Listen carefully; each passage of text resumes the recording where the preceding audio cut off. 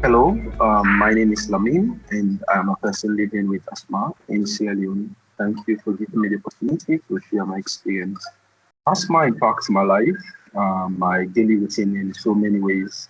I always have to be aware of my surroundings, like dust, smoke, strong scent, or sudden weather change may trigger my symptoms.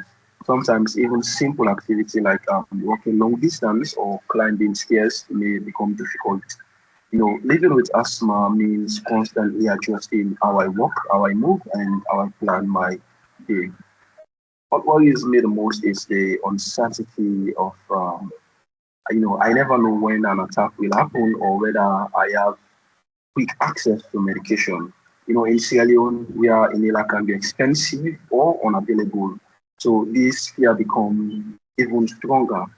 There is also the long-term concern about how repeated attack may affect my lungs and overall. Yeah. The biggest challenge are the availability and affordability of inhalers, and sometimes they are out of stocks. And many health facilities don't have diagnostic tools like spirometers, and asthma care is very limited during bad labs. And also, transportation to the hospital can also be a major challenge. My experience is especially with the health system of our country. Healthcare professionals often do their best, but the system has limitations. Many facilities don't have trained asthma specialists, and care is usually reactive, focused on treating attack rather than preventing them.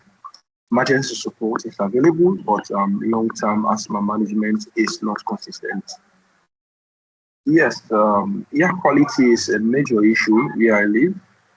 Smokes from burning waste, the use of charcoal for cooking, and heavy dust from unpaved road all worsen my symptoms. During the drying season, the environment become even more difficult to cope with.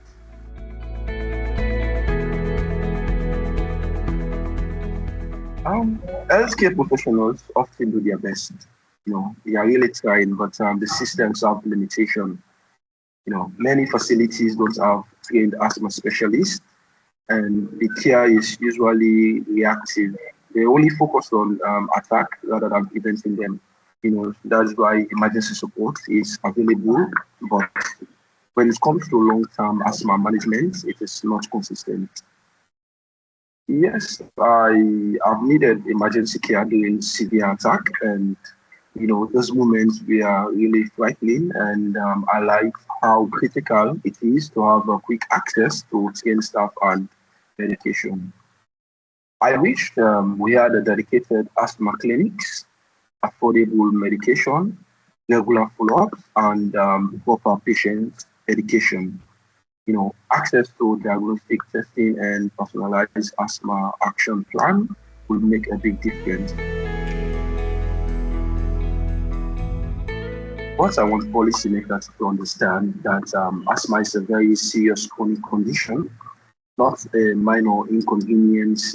People are suffering quietly because medication is too expensive, the environment is polluted, and health systems are not fully equipped to support long-term care.